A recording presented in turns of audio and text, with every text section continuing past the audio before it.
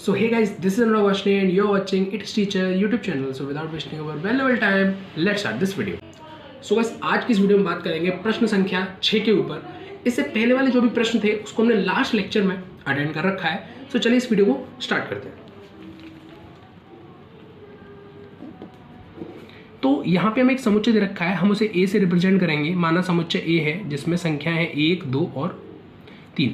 एक संबंध हमको दे रखा है आर जिसमें बताया गया है 1,2 और 2,1। कहने का मतलब क्या है कि इस समुच्चय से जितने भी संबंध स्वतुल्य, सममित और संक्रामक संबंधों को तुम देखोगे, उन सब के संबंध का जो आंसर है वो इस वाले संबंध के आंसर के अनुसार आना चाहिए। तो जो समुच्चय होगा वो स्वतुल्य, सममित और संक्रामक कहलाएगा, नहीं तो नहीं। ठीक है, आइए चेक कर लेते हैं।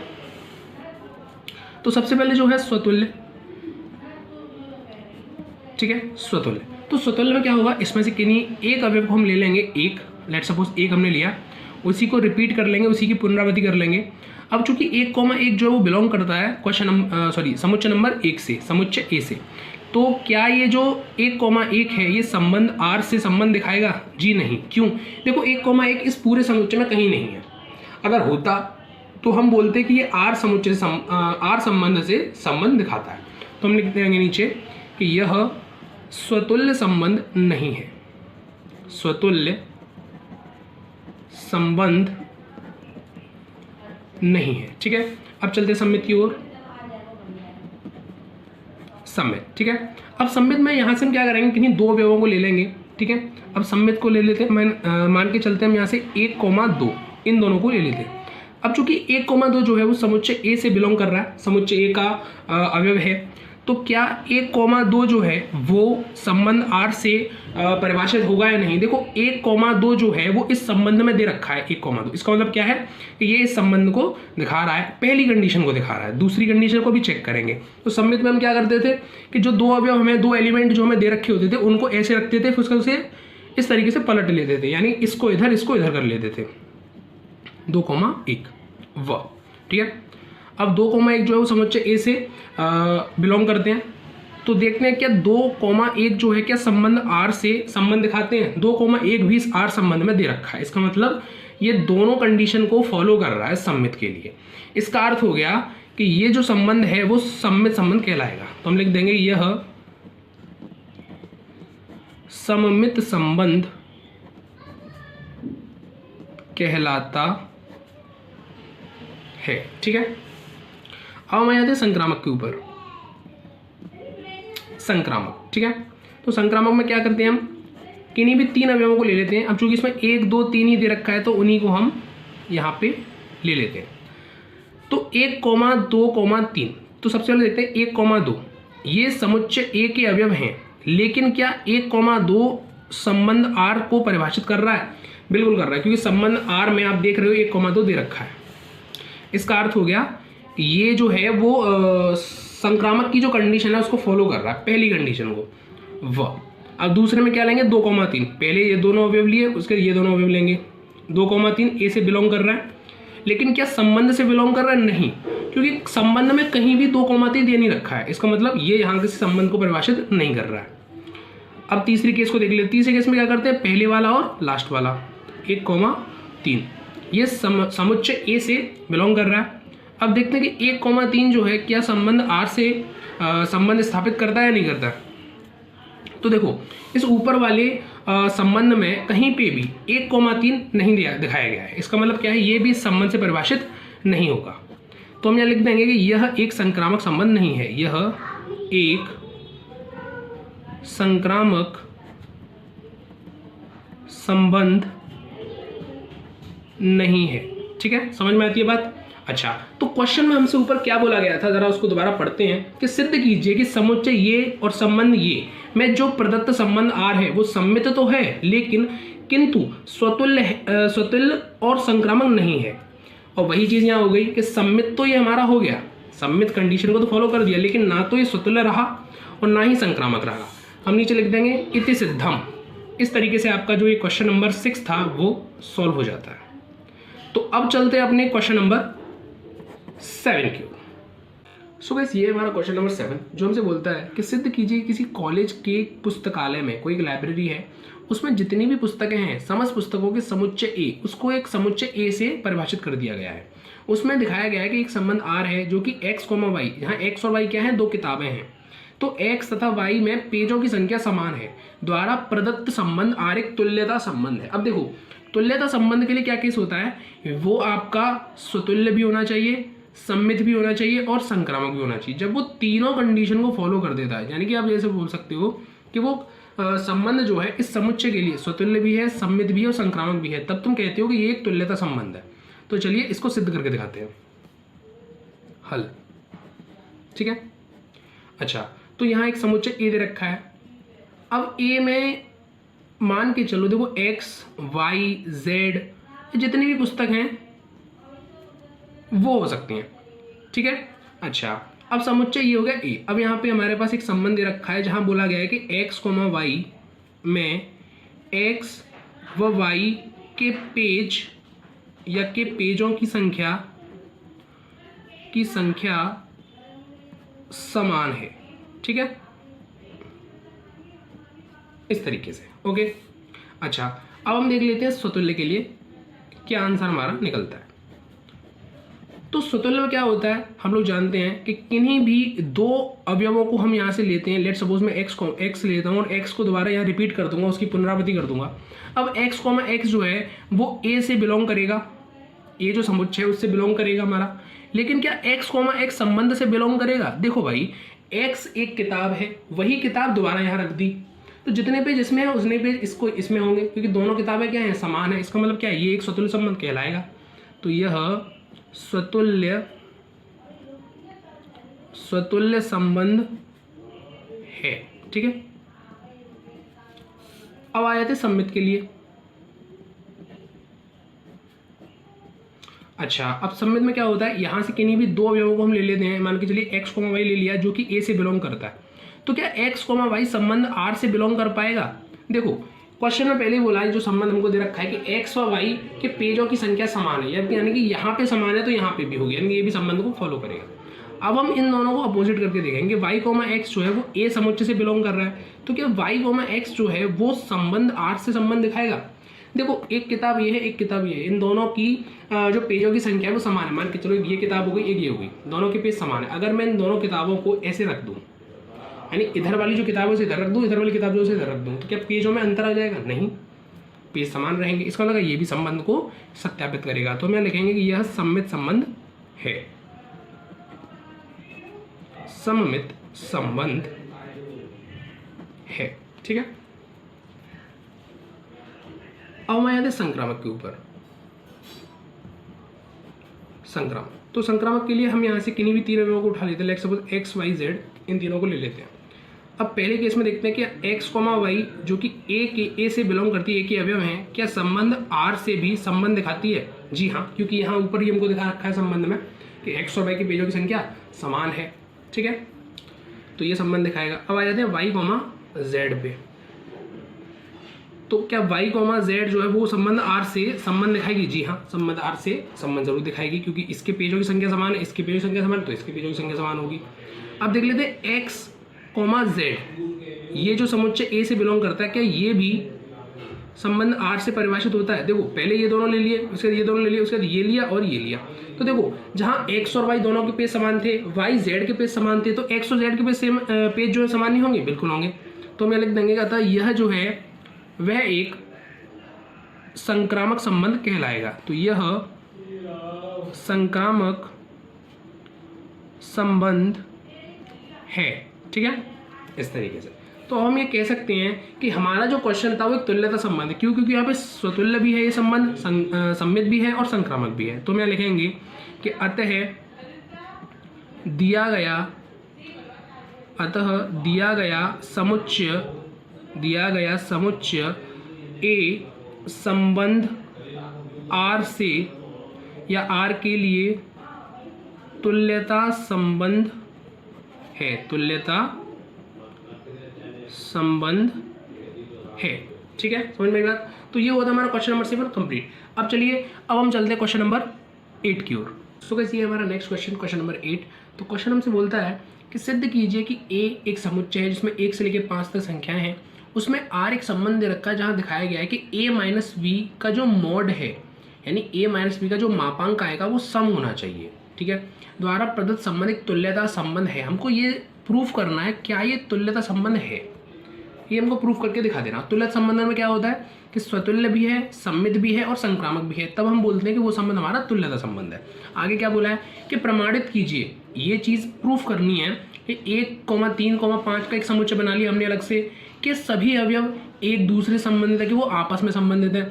और समुच्चय 2, 4 ये भी एक समुच्चय हमने बना लिया, वो भी उसके जो अवयव हैं वो भी आपस में संबंधित है, लेकिन ये दोनों जो समुच्चय हैं वो आपस में संबंधित नहीं है। ये 3-4 चीज़ें हैं जो कि प्रूफ करके दिखानी है, ठीक है। सो गाइस लास्ट वीडियो को जरूर देखना, वीडियो को समझ में जरूर आएगी। सो चलिए क्वेश्चन को सॉल्व कर लेते हैं। तो सबसे पहले यहाँ पे हमें एक समुच्चय दे रखा है A, जिसमें अवयव दे रखे हैं 1, 2, 3, 4 और 5 कुछ इस तरीके से। और संबंध में दिखाया है कि A, B किन्हीं दो अवयवों को यदि हम लेंगे तो A माइनस बी का जो मापांक है, देखिए ये इस तरीके से जो हम साइन दिखाते हैं, दोनों तरफ एक एक लाइन खींच देते हैं, इसे बोला जाता है मापांक। यानी A माइनस बी का जो आंसर आएगा उसका हमें मापांक निकालना पड़ेगा, ठीक है। किस तरीके से निकालेंगे आगे क्वेश्चन में हम सारी चीज़ों को सीखते चलेंगे। सो चलिए क्वेश्चन को सॉल्व कर लेते हैं। तो सबसे पहले हम देखेंगे स्वतुल्य संबंध के लिए स्वतुल्य होता है या नहीं, ठीक है। तो स्वतुल्य में क्या होगा, पहले हम यहाँ से कोई एक अवयव ले लेते हैं, एक उसी की पुनरावृत्ति कर लेते हैं, उसी को दोहरा के यहाँ लिख लेते हैं। अब चूंकि 1, जो है वो समुच्चय A से संबंध दिखा रहा है, तो क्या वो इस वाले जो संबंध है उससे भी संबंध दिखाएगा या नहीं दिखाएगा, वो चेक करते हैं। तो देखो अब यहाँ देखना पड़ेगा, सॉल्व करके देख लेते हैं क्या ये चेक होता है या नहीं होता। देखो A की जगह 1 है, माइनस B की जगह भी 1 है, इन दोनों का क्या है मॉड। तो A माइनस 1 क्या आएगा 0, ठीक है। 1 माइनस 1 क्या आएगा 0। तो इसका मतलब क्या हुआ कि जो 1 माइनस 1 का जो 0 है वो भी क्या है एक सम संख्या है। इसका मतलब क्या हो, ये संबंध को परिभाषित करेगा। तो लिख देंगे कि यह स्वतुल्य संबंध है, ठीक है। सो अब देखते हैं सम्मित के लिए।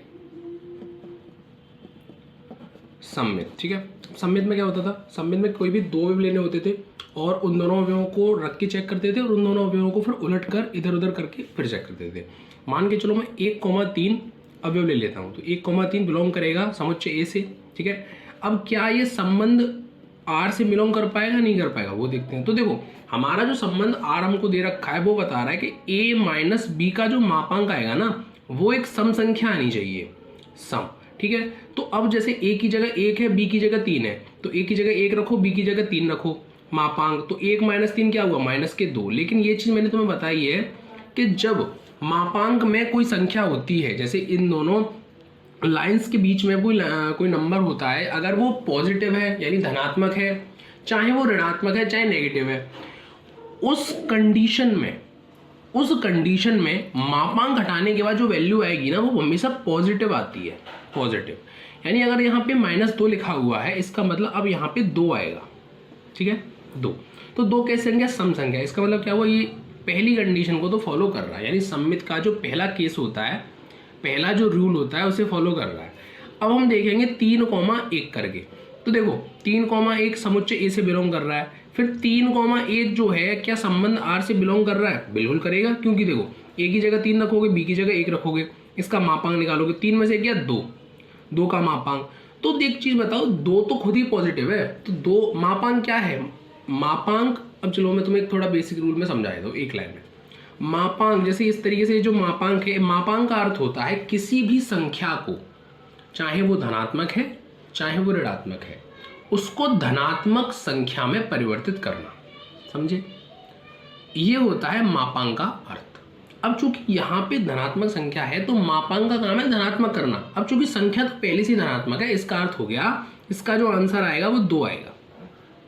अच्छा ये भी सम है और पहले भी सम आई थी, यानी कि ये भी केस को फॉलो कर रहा है। तो पहला केस फॉलो, दूसरा केस फॉलो, इसका मतलब सम्मित की जो कंडीशन थी, सम्मित ने जो बोला था कि भाई सम्मित संबंध तब होगा कि दोनों संख्याओं को ऐसे रख के चेक करो फिर उनको उलट के चेक करो। अगर संबंध से संबंध रखता है, संबंध R से संबंध रखता है तो वो सम्मित कहलाएगा। इसका मतलब क्या है, ये सम्मित है। हम लिख देंगे कि यह सम्मित संबंध है। ठीक है, अब चलते हैं संक्रामक की ओर।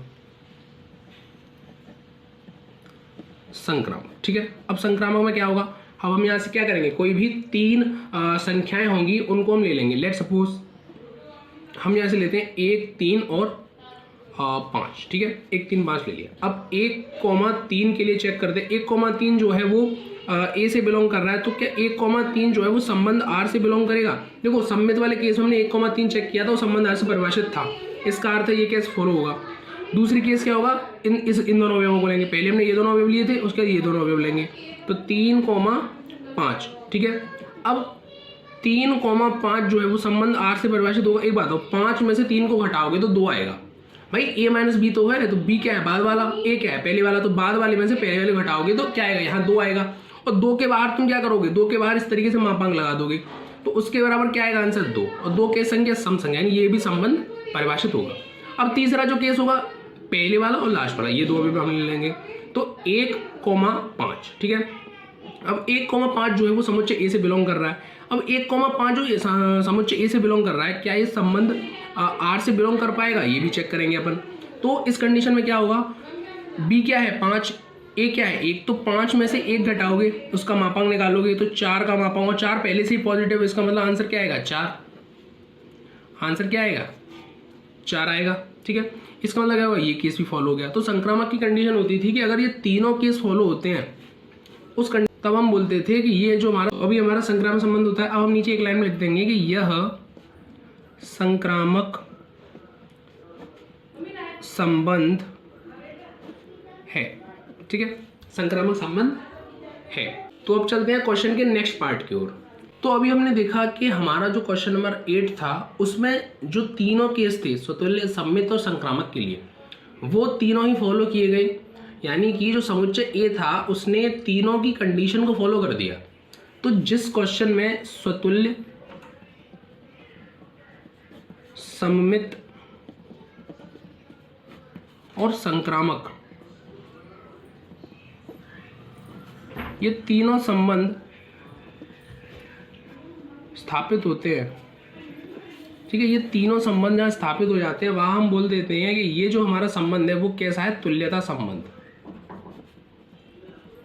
तुल्यता संबंध, ठीक है। तो अब इसके बाद नीचे हम क्या लिखेंगे, हम लिखेंगे कि अतः दिया गया समुच्चय ए संबंध आर के लिए एक तुल्यता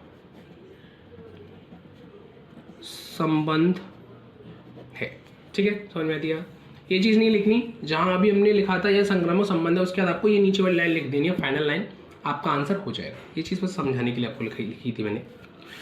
अब चलिए क्वेश्चन के जो नेक्स्ट पार्ट था उसके ऊपर चलते हैं। तो क्वेश्चन हमसे बोला गया है कि प्रमाणित कीजिए कि 1, 3, 5 का जो समुच्चय है उसके सभी अवयव एक दूसरे से संबंधित हैं।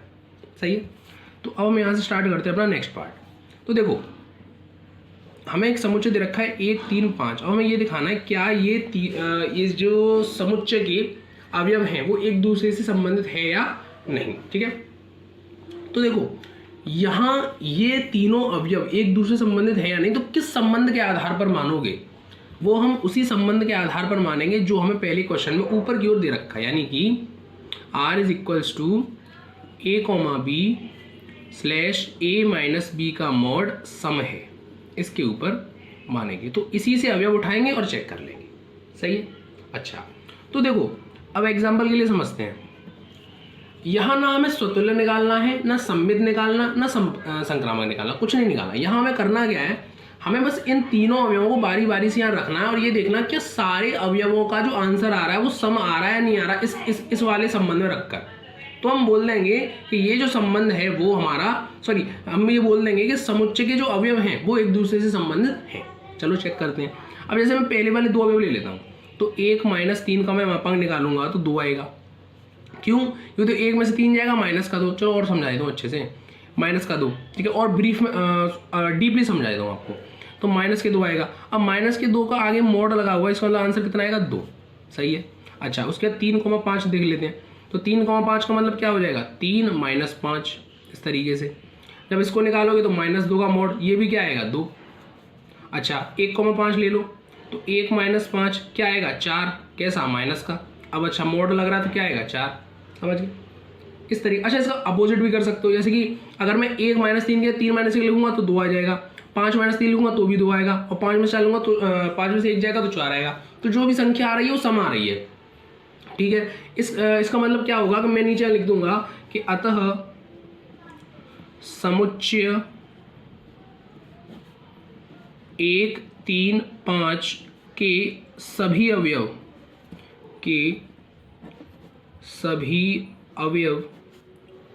एक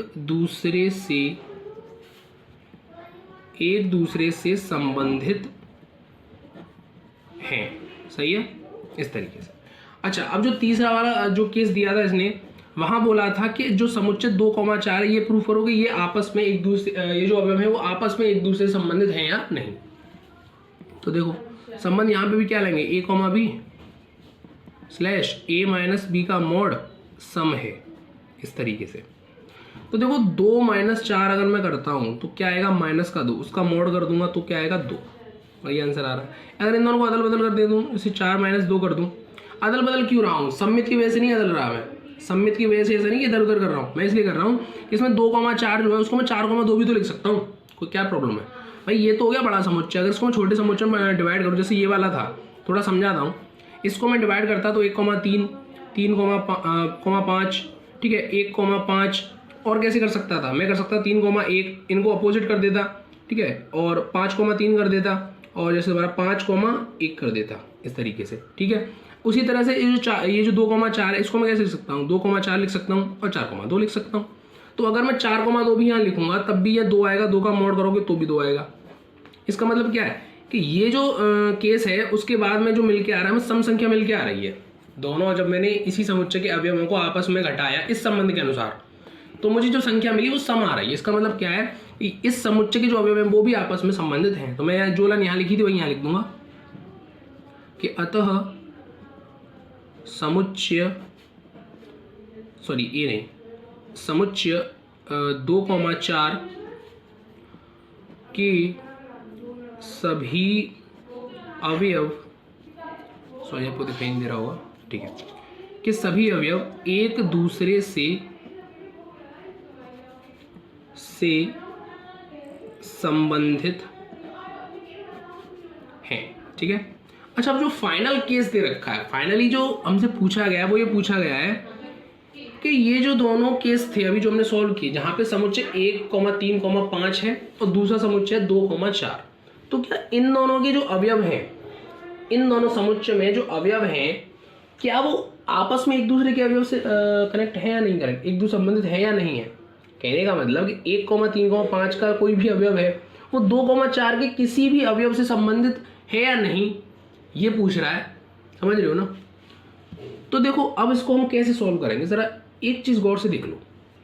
यहां हमने इस संबंध में रखा तो हमें मिली सम संख्याएं, यहां इस वाले संबंध में ही हमने इन संख्याओं को रखा तो हमें मिली सम संख्याएं, ठीक है। लेकिन अगर मैं एक संख्या यहां से उठाऊं और एक संख्या यहां से उठाऊं, फिर उन दोनों को घटाऊं एक दूसरे में से, तो क्या सम मिलेगा, नहीं, हमें कैसा मिलेगा, विषम संख्या मिलेगी, ठीक है। जैसे कि अगर मैं ऊपर वाले में से 1 उठा लेता हूं और यहां से 2, तो इन दोनों का मैं मोड करूंगा तो -1 मोड आएगा 1। एक कोई भी विषम संख्या नहीं है, एक विषम संख्या नहीं होती है, इस वजह से।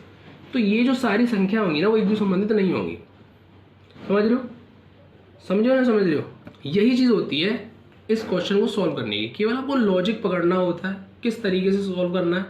जो संबंध दे रखा है वहाँ पे वैल्यू पुट करनी होती है, उस संबंध के अनुसार जो आंसर निकल के आ जाता है वो आपका फाइनल आंसर आ जाता है। उसी तरीके से एक इस तरीके से आप लाइन लिख देते हो जो कि आपका फाइनल आंसर कहलाता है। अब ये वाला जो केस हो गया देखो, लिखने की जरूरत नहीं थी, ये मैंने तुम्हें समझाया है, ये वाली जो चीज़ है वो मैंने तुम्हें केवल समझाई है। इस लाइन को लिखने के बाद में अब तुम्हें क्या लिखना है, इस लाइन के बाद तुम्हें यहाँ से लिखना स्टार्ट करना है। क्या लिखोगे, हम लिखेंगे कि चूंकि ये जो साइन है चूंकि का है, चूंकि समुच्चय 1, 3, 5 के अवयव व समुच्चय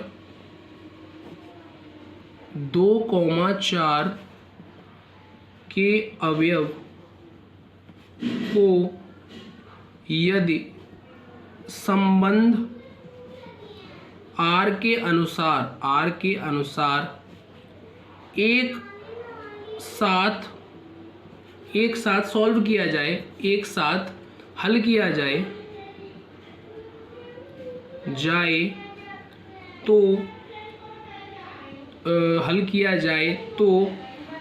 हमें सम संख्या प्राप्त नहीं होती है, सम संख्या प्राप्त नहीं होती है। अतः ये दोनों समुच्चय आपस में संबंधित नहीं है। इन दोनों समुच्चय के अवयव आपस में संबंधित नहीं है, ये दोनों समुच्चय आपस में संबंधित नहीं है। इस तरीके से हम लाइन लिख देंगे और हमारा जो क्वेश्चन है वो पूरी तरह से यहाँ पे सॉल्व हो जाता है। तो 8 वाला जो क्वेश्चन था, प्रश्न संख्या 8 जो थी वो थोड़ी बड़ी थी, ऐसा नहीं है। इस टाइप के क्वेश्चन भी आपको मिलेंगे। क्वेश्चन में कुछ नहीं है, देखो जितना बड़ा क्वेश्चन होता है उसका आंसर उतना ही ईजी होता है, ये बात हमेशा ध्यान में रखो, समझ रहे हो ना। बस ये पकड़ो कि लॉजिक क्या है, क्वेश्चन में दिखाया क्या गया है, बोला क्या गया है, उसको थोड़ा सा माइंड में रिवाइज करो, थोड़ा सा उसको स्कैनिंग करो उसकी, कि कहाँ जाके फंस रहा है, क्या चीज़ डिटेलिंग मांग रहा है, उस तरीके से क्वेश्चन को आप सॉल्व कर सकते हो ईजिली। ठीक है, सो गाइस ये थी आज की वीडियो। आशा करता हूँ आपको वीडियो अच्छी लगी हो। वीडियो को लाइक कर देना, अपने दोस्तों के साथ शेयर कर देना जिन लोगों को वाकई में इस चीज़ की ज़रूरत हो और जिन लोगों को ये चैप्टर कठिन लगता है। देखो, पास होने का मज़ा अकेले नहीं है, जब तक अपना बेस्ट फ्रेंड साथ में पास ना हो। ठीक है, तो खुद भी पास होना और अपने बेस्ट फ्रेंड को भी पास कराना है। तो बस वीडियो को शेयर करो, चैनल पर चैनल को सब्सक्राइब मारो, और हाँ, उसके बगल में जो घंटी है बेल वाली उसको दबा देना, क्योंकि जो भी कोई भी लेटेस्ट वीडियो आएगी सबसे पहले तुम्हारे पास पहुंच जाया करेगी। So guys, thanks for watching this video till the end. मिलता हूँ आपसे एक और ऐसी इंटरेस्टिंग वीडियो के साथ, तब तक के लिए बाय बाय।